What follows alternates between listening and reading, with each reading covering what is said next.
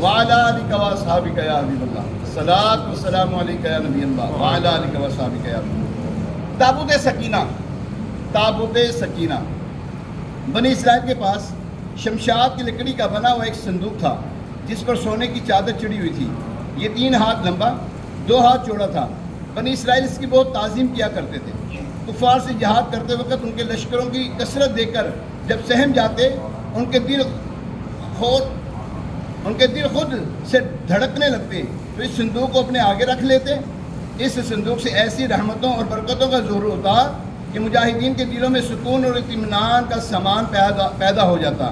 ان کے لرزتے دل پتھر کی چٹانوں سے زیادہ مضبوط ہو جاتے ہیں، اور جس قدر صندوق آگے بڑھتا، آسمان سے نصر من اللہ و فتح قریب کی آوازیں آنے لگ جاتی اور بشارت عظمیٰ نازل ہوا کرتی، فتح مبین ان کے نصیب میں ہو جاتی۔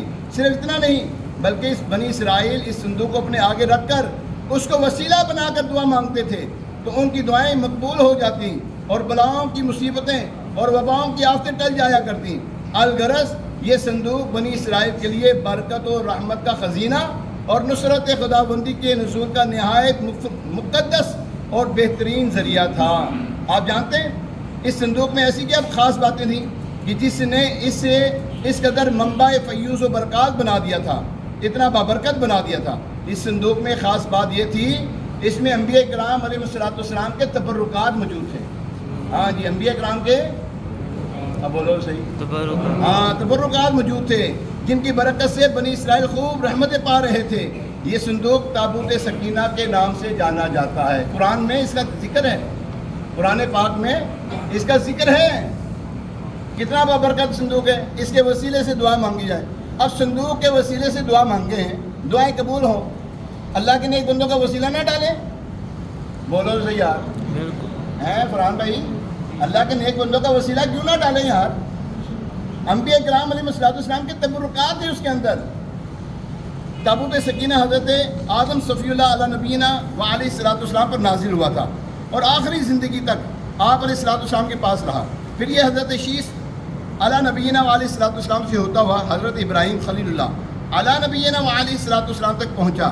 پھر حضرت سیدنا اسماعیل ذبی اللہ علیہ نبینا و علیہ السلام کے پاس، اور ان کے بعد ان کے بیٹے کیدار کے پاس رہا۔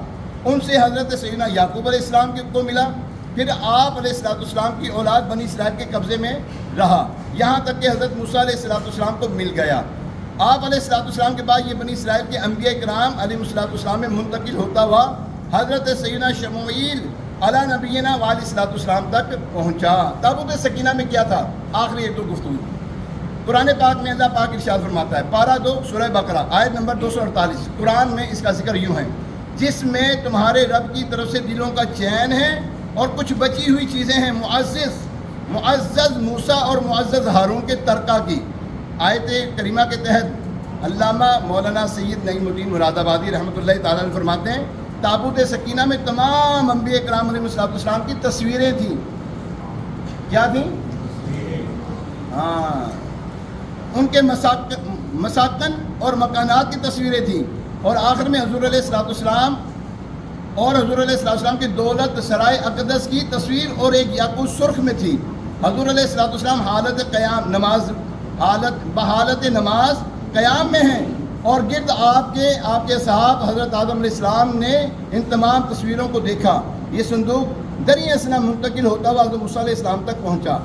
آپ اس میں توریت بھی رکھتے تھے اور اپنا مخصوص سامان بھی، چنانچہ اس تابوت میں الواح توریت یعنی توریت شریف کی تختیوں کے ٹکڑے بھی تھے، حضرت موسیٰ علیہ السلام کا عصا مبارک اور آپ کے کپڑے، آپ کی جوتی مبارک، حضرت موسیٰ علیہ السلام کی جوتی مبارک، نالین مبارکین یعنی جوتی مبارک بھی تھی، حضرت ہارون علیہ السلام کا امامہ اور ان کا عصا، اور تھوڑا سا من جو بنی اسرائیل پر نازل ہوا۔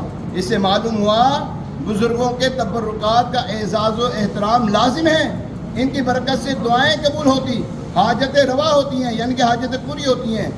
تابوت میں انبیاء کرام علیہ السلام کی جو تصویریں تھیں وہ کسی آدمی نے نہیں بنائی تھیں، وہ اللہ تبارک و تعالیٰ کی طرف سے آئی تھیں۔ انشاءاللہ باقی کل آپ کی خدمت میں اس تابوت سکینہ